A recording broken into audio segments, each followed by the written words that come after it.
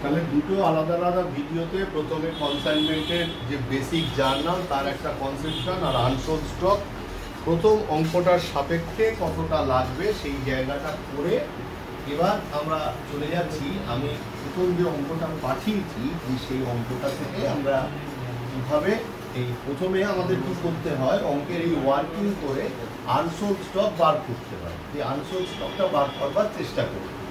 তো কীরকম প্রথম যেটা বলছে যে সৌরভ অফ কলকাতা, দেখ লেখা রয়েছে Sourav of Kolkata send 100 bicycles to Dravid at Bangalore.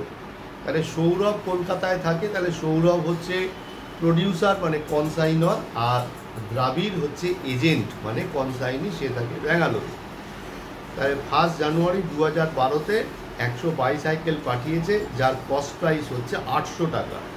Sourav কী করেছে, 550 টাকা ফ্রেট দিয়েছে আর 1500 টাকা ইন্স্যুরেন্স প্রিমিয়াম দিয়েছে।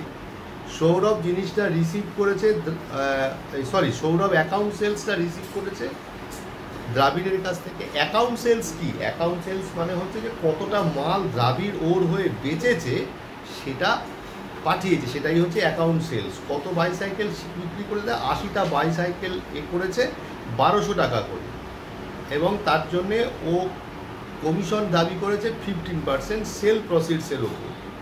অ্যান্ড ও তার জন্যে কিছু খরচা করেছে, যে খরচাটা হচ্ছে 20,000 টাকা।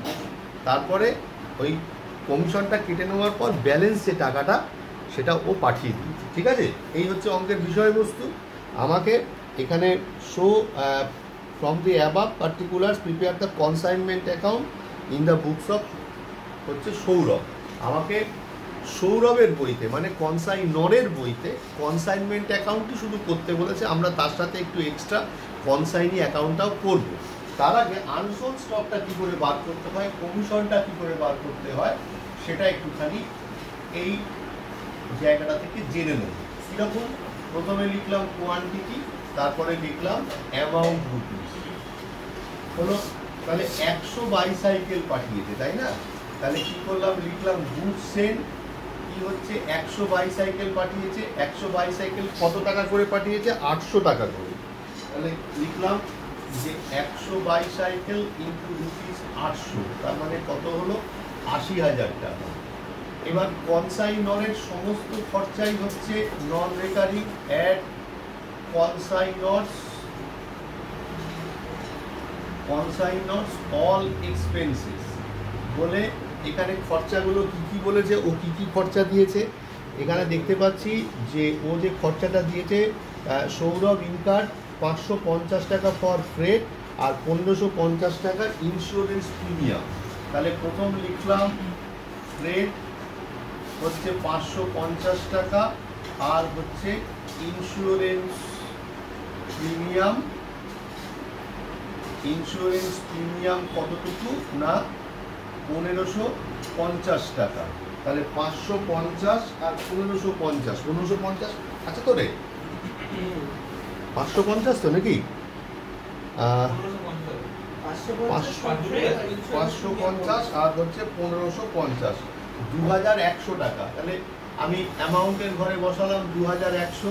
তাহলে 100 মাল কনসাইনির কাছে পৌঁছলো, মোট তার দাম কত হলো, 82,100 টাকা। এবার একটা জিনিস লক্ষ্য কর, এখানে কনসাইনি একটা খরচা করেছে বলেছে 20,000 টাকা, দেখেছিস তো? কিন্তু সেই খরচাটা কি, মানে সেই খরচাটা রেকারিং খরচা না নন রেকারিং খরচা বলে দেওয়া নেই। যখন এরকম বলে দেওয়া থাকবে না, তখন অ্যাজামশনসটা থাকবে সবসময় রেকারিং খরচার দিকে, বুঝলি তো? মানে যে খরচাটা বারবার হয়ে থেকেছে, ওই জন্যে এই খরচাটাকে আমরা নেব না। তাহলে এবার কি করব, 100 আর 82,100 মানে গোডাউনে 82,100 টাকার মাল ঢুকে গেল।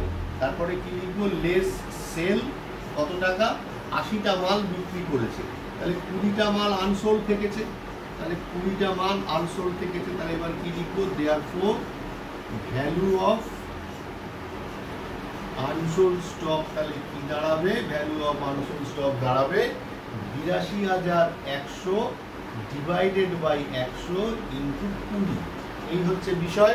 তাহলে করলাম 82,100 ডিভাইডেড বাই 100 ইন্টু 20 করলে কত হয়? 16,420 টাকা।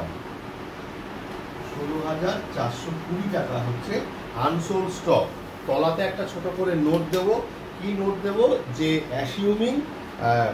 assuming the expenses of consignee is a recurring expenses, so it will not come in that calculation. হয়ে গেল। তাহলে এই হচ্ছে কনসাইনিস মানে কনসাইনরের আনসোল্ড স্টকটা আমরা এইভাবে বার করব। তো এইটুকু হয়ে যাওয়ার পর এবারে আমরা কি করব? কমিশন বার করব। আমার এখানে জায়গাটা ছোট, আমার সামনে যারা বসে তারা অঙ্কটা করছে, আমি এখানে একটু ছোট করে করছি। দেখ, লিখব ক্যালকুলেশনস ফর কনসাইনিস কমিশন। কমিশনটা কি হবে? ও যে সেল করেছে তার উপরে হিসেব করবো, লিখবো গ্রস সেল বলে 80টা মাল বিক্রি করেছে কত টাকা করে? সম্ভবত বিক্রি করেছে 1200 টাকা করে। তাহলে 80 ইন্টু রুপিস 1200, তাহলে কত হলো? 80 ইন্টু 1200 96,000 টাকায় মালটা বিক্রি করেছে। তাহলে কি করব? দেয়ারফর কমিশন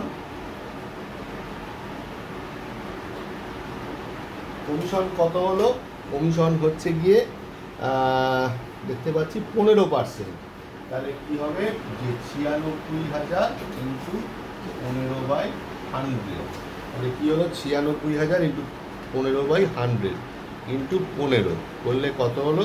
14,400 টাকা। তাহলে 14,400 টাকা হচ্ছে এই কমিশন।